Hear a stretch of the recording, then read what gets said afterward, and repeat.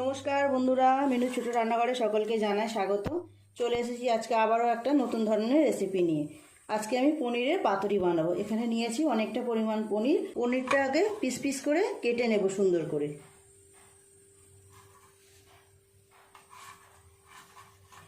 এই রেসিপিটা আপনারা যে কোনো দিন বানাতে পারবেন।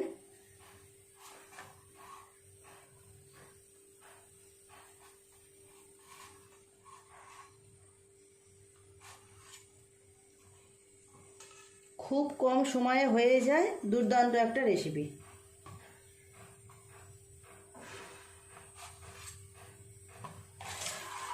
পনিরগুলো এইরকমভাবে কেটেছি, না খুব পাতলা না খুব মোটা, একটু বড় বড় করেই কেটেছি, দেখতেও সুন্দর লাগবে। পনিরের যে কোনো রেসিপিতে দুর্দান্ত খেতে হয়, সবাই ভালোবাসি আমরা। তো এইভাবে একবার আপনারা পনিরের পাতুরিও বানিয়ে দেখতে পারেন। পনির পাতুরি বানানোর জন্য একটা মশলা করব। এখানে আমি নিয়েছি দু রকম সর্ষে, সাদা সর্ষে আর কালো সর্ষে। পরিমাণ মতো সর্ষে নিয়ে নিলাম, 4টে কাঁচা লঙ্কা নিচ্ছি, আর নিয়ে নেব বড় চামচের 1 চামচ পোস্ত।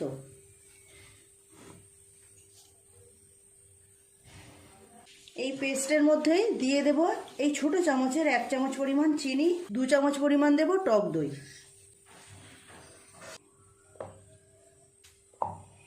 খুব সুন্দর একটা মিহি পেস্ট বানিয়ে নিয়েছি।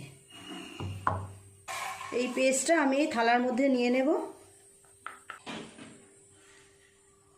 এই পেস্টের মধ্যে দিয়ে দেব স্বাদ মতো নুন, দিয়ে দেব অল্প হলুদ গুঁড়ো,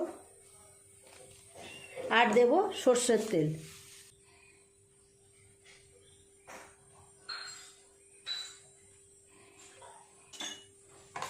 খুব ভালো করে মশলাটা একটু মিশিয়ে নেব এইভাবে। এবার পনিরগুলো এই মশলার সাথে এক এক করে মিশিয়ে নেব।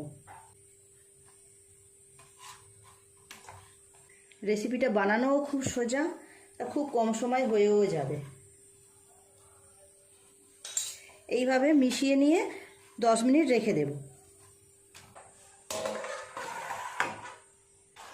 কলার পাতাগুলো একটু আগুনে এইভাবে পুড়িয়ে পুড়িয়ে নেব হালকা করে। এইভাবে একটুখানি আগুনে সেকে সেকে নিলে তাহলে আর কলা পাতুরিগুলো মোড়ার সময় আর ভেঙে যাবে না। এইবার পাতুরিগুলো একটা একটা করে বেঁধে নেব। কলার পাতাটা নিলাম, দিয়ে দেব পনিরের টুকরো, উপর থেকে আরও কিছুটা মশলা দিয়ে দেব।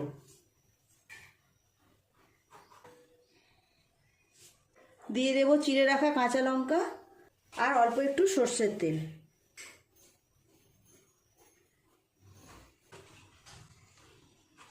এইভাবে দুটো পাশ আগে মুড়ব।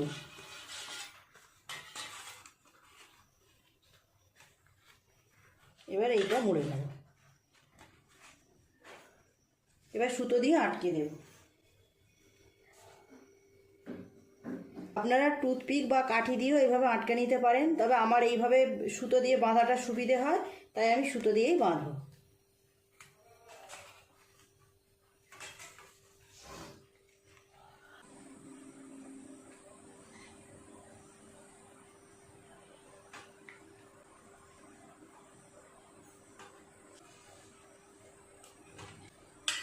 তৈরি হয়ে গেল একটা পনির পাতুরি রেডি।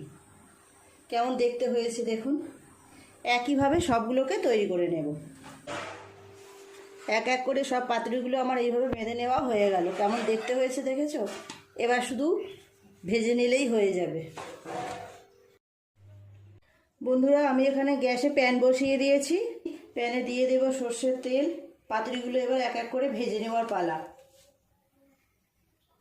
খুব বেশি তেল দেব না।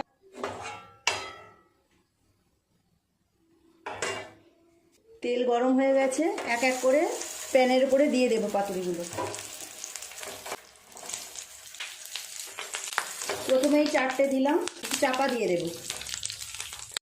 বন্ধুরা, আমার চ্যানেলে মাছের ডিমের পাতুরি, ভেটকি মাছের পাতুরি, ইলিশ মাছের পাতুরি রেসিপি দেওয়া আছে। আপনারা যারা কোনোদিনও দেখেননি প্লিজ দেখে নেবেন।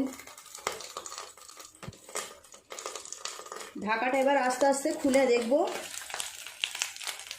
2-3 মিনিট এইভাবে ভেজে নিলাম। এই দেখুন কলা পাতাগুলো কেমন পোড়া পোড়া হচ্ছে। এবার উল্টে অপর পাশটা ভালো করে ভেজে নেব। কলা পাতার জায়গায় আপনারা যদি লাউ পাতা পান লাউ পাতায়ও করতে পারেন, সেক্ষেত্রেও খুব ভালো হবে, লাউ পাতাটাও খাওয়া যাবে। আবারও 2-3 মিনিট এইভাবে চাপা দিয়ে রাখবো।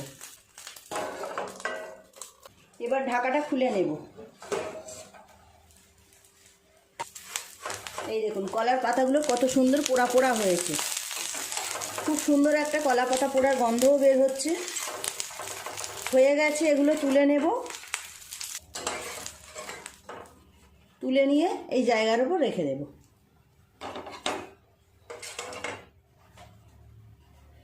আর যে দুটো আছে এই দুটো একইভাবে করে নেব। গ্যাস একদম লো ফ্লেমে রেখে এইভাবে ভেজে নিতে হবে। একটু চাপা দেওয়া থাক 2-3 মিনিটের জন্য। এই 2 পিস পাতুরিও ভালো করে ভেজে নিলাম, তুলে নেব। বন্ধুরা তৈরি হয়ে গেল গরম গরম পনির পাতুরি। এক থালা। কেমন দেখতে হয়েছে দেখুন। কলার পাতাগুলো খুব সুন্দরভাবে এরকম ভাজা ভাজা হয়েছে, পোড়া পোড়া হয়েছে, তো খুব সুন্দর গন্ধ বেরোচ্ছে। ইচ্ছা করবে এই পাতাগুলোও খেয়ে নিতে। কেমন হয়েছে আপনাদের খুলে দেখায়। কয়েকটা সুতো তো কেটেই গেছে ভাজা হতে হতে। আপনারা প্রথম থেকে শেষ পর্যন্ত ভিডিওটা দেখলেন। কত সুন্দরভাবে কত সহজেই পনির পাতুরি বাড়িতে তৈরি করে নেওয়া যায়। এই দেখুন কত সুন্দরভাবে ভিতরটা রান্না হয়ে গেছে। খুব সুন্দর গন্ধ বেরোচ্ছে। গরম ভাত দিয়ে এইরকম একটা রেসিপি হলে আপনার আর কিছু লাগবে না। প্লিজ বন্ধুরা আজকে রেসিপিটা কেমন লাগলো কমেন্ট করে জানাতে ভুলবেন না। ভালো লাগলে একটা লাইক করে দেবেন। আমার চ্যানেলটি এখনও পর্যন্ত যারা সাবস্ক্রাইব করেননি প্লিজ আমার চ্যানেলটি সাবস্ক্রাইব করে পাশে থাকা বেল ঘন্টিটা ক্লিক করে দেবেন। তাহলে যখনই আমি এইরকম নতুন নতুন সুন্দর সুন্দর রান্নার ভিডিও আপলোড করব সবার আগে তা আপনার নোটিফিকেশনে পৌঁছে যাবে। সবাই খুব ভালো থাকবেন। দেখা হচ্ছে পরের দিন নতুন কোনো রেসিপির সাথে। নমস্কার।